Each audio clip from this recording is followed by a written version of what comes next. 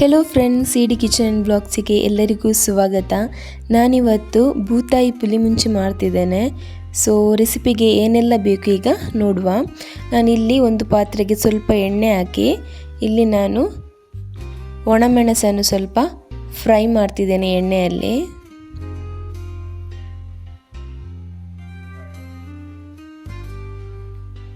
ಇನ್ನು ನಾನೊಂದು 20ರಿಂದ 22 ಒಣಮೆಣಸನ್ನು ತಗೊಂಡಿದ್ದೇನೆ. ಇದು ಅಷ್ಟು ಖಾರ ಇಲ್ಲ, ಅದಕ್ಕಾಗಿ ನಾನು ಹೆಚ್ಚು ತಗೊಂಡಿದ್ದೇನೆ.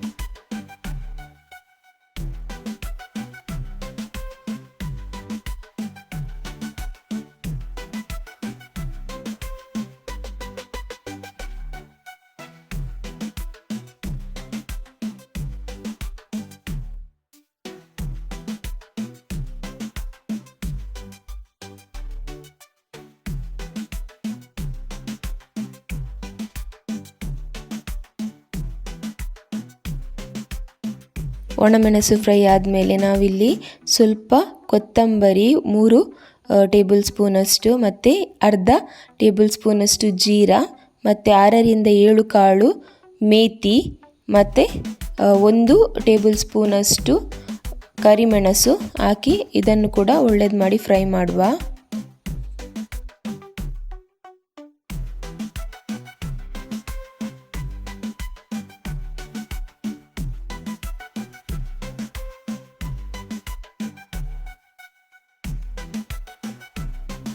ಇಲ್ಲಿ ನಾನು ಒಂದು ಕಟ್ ಮಾಡಿಟ್ಟಂತಹ ಈರುಳ್ಳಿಯನ್ನು ಸೇರಿಸ್ತಿದ್ದೇನೆ. ಇದನ್ನು ಕೂಡ ಚಂದ ಮಾಡಿ ಸ್ವಲ್ಪ ರೋಸ್ಟ್ ಮಾಡುವ.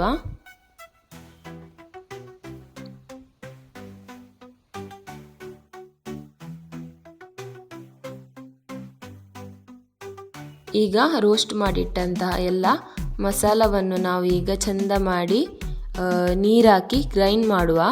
ಇದಕ್ಕೆ ನಾನು ಸ್ವಲ್ಪ ಗ್ರೈಂಡ್ ಮಾಡುವಾಗ ಹುಣಸೆ ಹುಳಿ ಮತ್ತು ಸ್ವಲ್ಪ ಬೆಳ್ಳುಳ್ಳಿಯನ್ನು ಸೇರಿಸ್ತಿದ್ದೇನೆ. ತಿಕ್ ಪೇಸ್ಟ್ ಮಾಡಿ ಗ್ರೈಂಡ್ ಮಾಡುವ.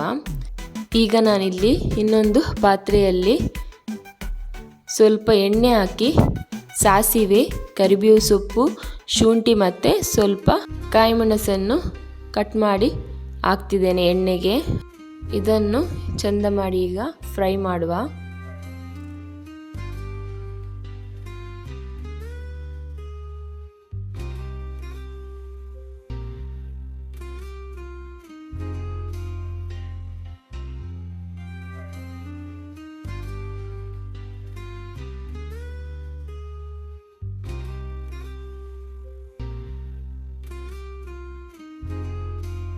ಇದೆಲ್ಲ ಸ್ವಲ್ಪ ರೋಸ್ಟ್ ಆದ ನಂತರ ನಾವು ಇದಕ್ಕೆ ಈಗ ಗ್ರೈಂಡ್ ಮಾಡಿಟ್ಟಂತಹ ಪೇಸ್ಟನ್ನು ಸೇರಿಸುವ.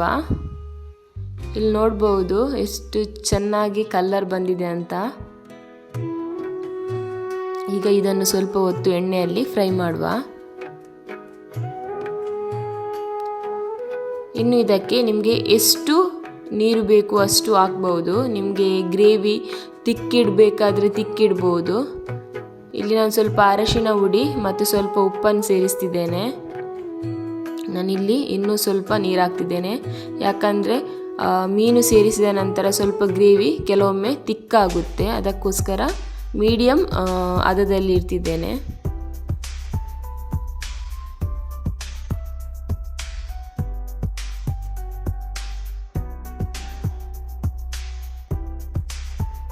ಈಗ ಇದನ್ನು ಮುಚ್ಚಳ ಮುಚ್ಚಿ ಹಾಗೆಯೇ ಸ್ವಲ್ಪ ಹೊತ್ತಿಡುವ.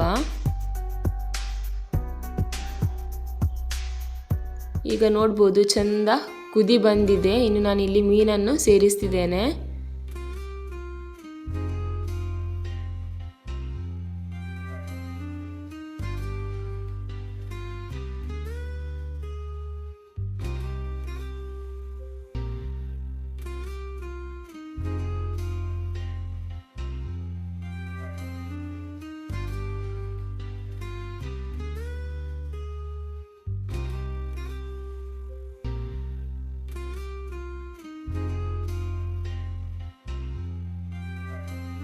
ಈಗ 10-15 ನಿಮಿಷ ಬಿಟ್ಟು ಇಲ್ಲಿ ನೋಡ್ಬೋದು ಚೆಂದಾಗಿ ಕುದಿ ಬಂದಿದೆ. ನಾನಿಲ್ಲಿ ಗಾರ್ನಿಷಿಗೆ ಕರಿಬೇವು ಸೊಪ್ಪನ್ನು ಹಾಕ್ತಿದ್ದೇನೆ, ನಿಮಗೆ ಕೊತ್ತಂಬರಿ ಕೂಡ ಹಾಕ್ಬೋದು.